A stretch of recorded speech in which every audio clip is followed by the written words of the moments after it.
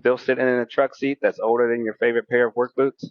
Your back has been filing complaints for years. If your seat is worn out, sagging, or just plain uncomfortable, it's time for an upgrade. Head on over to seatspecialist.com. Check out their selection of quality replacement seats built to keep you comfortable mile after mile. And don't forget to use promo code TR104U to save 10% on your order.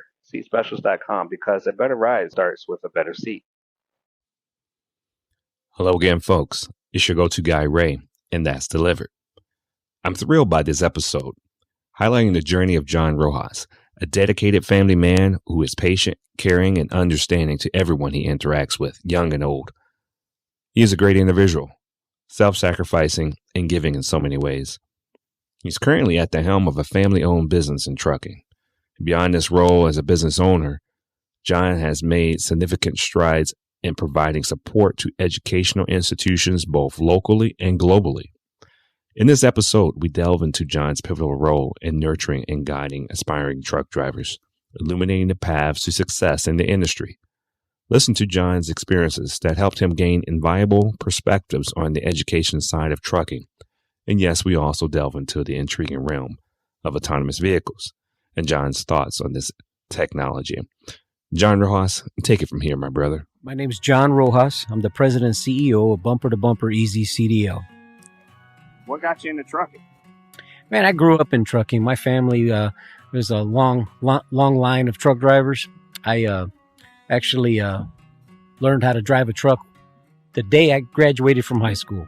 After graduation, my uncle, who was able to attend my graduation in South Texas, had a load of watermelons going to New Jersey. So that evening when we were leaving, didn't really have anything going on after graduation besides all the parties. He asked me if I wanted to go with him. So I was like, what the heck? So we went to New Jersey, and he asked me, we were going up down the road. We were in Louisiana, and he said, hey, you want to learn how to drive a truck? And I'm like, sure. So I got in the driver's seat with a load of watermelons, and I drove from Baton Rouge all the way up near Atlanta. So, yep, that's it. I learned the way that I'm the perfect example of what not to do. That back then, obviously, there was no entry-level driver training. So it was just, hey, learn how to shift the gears, pass your written test, and you can get your license, you know. But I recently retired from Del Mar College. I started their CDL program, and after 20 years, we were graduating about 600 students a year. So pretty proud of that. So now I'm doing Bumper to Bumper Easy CDL. Instead of working for one school, we have hundreds of schools that we work with and employers, helping them train their employees, you know, safety training, everything from entry-level driver training to getting their hazardous materials. So we help them do that. Help schools and employers to make sure, number one, that these folks that are wanting to get their CDL license are having the proper knowledge to go out there and be successful. Okay. So what we do is we set up a curriculum for them. There's a certain, the knowledge testing, the theory portion of entry-level driver training is very thorough. So there's a lot of things that are in there besides just passing the test. It's very important for a rookie driver or an entry-level driver to know what they're responsible for. The trucking industry is such a highly regulated industry. You can go out there and ruin your license if you don't know what you're doing. Perfect example of that. A lot of drivers think that, you know, hey, if that truck doesn't pass inspection, it's not my fault. But it is, because they have to be able to identify anything that might be unsafe before they stick that key in the ignition and take that truck on public roads. If they don't identify that and they get in the truck and just go, they're liable. So all the fees or any fines that they get are the drivers, not the companies. So a lot of folks don't realize that. And driving record, you must keep your driving record clean. So a lot of folks just don't realize it. They think that anybody can get behind the wheel and just drive. And Marijuana, how do you think that's going to change things? There's a lot of places legal. Well, that's the thing. A lot of folks are misled there, because even though a state might legalize marijuana, the trucking industry hasn't. Federal, FMCSA has not. So if you plan on working in those industries, you must stay clear of that, because if you test positive, I mean, it's pretty much going to ruin your opportunities in the industry. That's how long? How long do they have that in your system? Oh goodness, I couldn't tell you exacts, but if you have it in your system, Testing has progressed so much. It's not just urine samples anymore. A lot of companies are doing the hair follicle to where that's always there. So you really got to, we highly recommend staying away from it. Just say no to drugs. How did you get into the school part? I really love the industry. I just, I really fell in love with the industry and wanted to know more and learn more.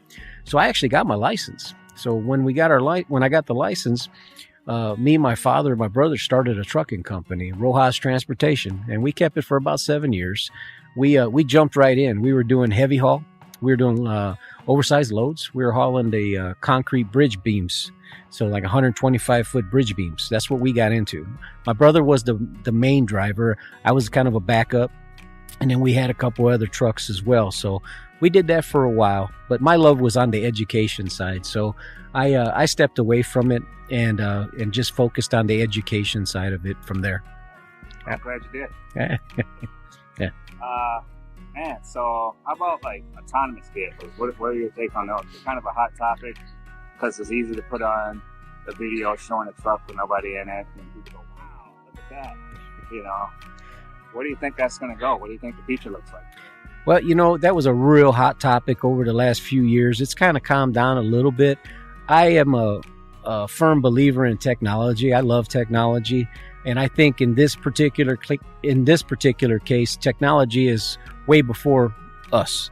I don't believe they were ready for that type of capacity. I think there may be a place for autonomous trucks in some venues, but when it comes down to push come to shove, the driver's going to basically play a role somewhere in those trucks. Someone has to make sure that those things are working properly. And when they get to their location, when it comes to, backing in the docks and being in those confined urban areas, the driver's going to come into place similar to an airplane pilot. I mean, that's my opinion. So, again, the technology is fantastic. Do I think it's going to happen as quick as some folks have been saying? No, I do not. I think it's going to be a little bit a ways. I think once they get a better grip on the infrastructure now, making certain truck lanes specifically for autonomous vehicles, I think that conversation is going to get a little bit more serious. But until then, I think we got a lot of work to do on infrastructure before the autonomous vehicles actually really take off. If you're wanting to get into the trucking industry, do your research. Make sure that you know exactly what kind of job you want. There's everything from your local jobs to where you're home every night, regional, where you're only gone maybe a day or two, and then you have your long haul companies as well. So find out what exactly is best for you and your family, number one. Two, don't just choose anybody as far as your training your training needs. There's a lot of training opportunity. There's a lot of training providers that are out there right now, and I can honestly tell you that unfortunately there's a lot of folks that aren't doing it in your best interest. You're basically just a number in their enrollments. They are teaching you the bare minimum. They're not preparing you for success. If you're looking at a school and they're guaranteeing you a CDL and saying you can get it in 24, 48 hours, stay clear of those type of companies because they're bad news. And the chances of someone going through and being successful in the industry is slim to none. Look for a school that's proven. Go in, ask questions. Ask, who do you work with? What companies hire out of your school? What kind of curriculum do you have? If it's less than a 3-week program, you should be very skeptical. I mean, because there's so much to learn. The classroom theory portion alone should be about a week long, minimal. The backing, you should have a minimum of at least a week of backing. And then on the driving portion, that you can never have enough driving. So if it's less than a week of driving, be skeptical, ask questions. Again, find out who's their employers that are hiring their students. It's real important. Again, we want folks to go out there and be successful in the industry, and it's sad when folks take advantage of folks that just offer a cheaper program to try to grab those folks and guarantee them jobs, and they're not preparing them for success. When entry-level drivers started in February 7th of 2022, the training provider registry was created. That training provider registry is basically it's a registry of approved truck driver training programs. Now, to be approved on that is fairly simple. It's basically a checkbox saying, yes, I do this. I'm meeting your standards. And then it's a self-certifying approval. Okay.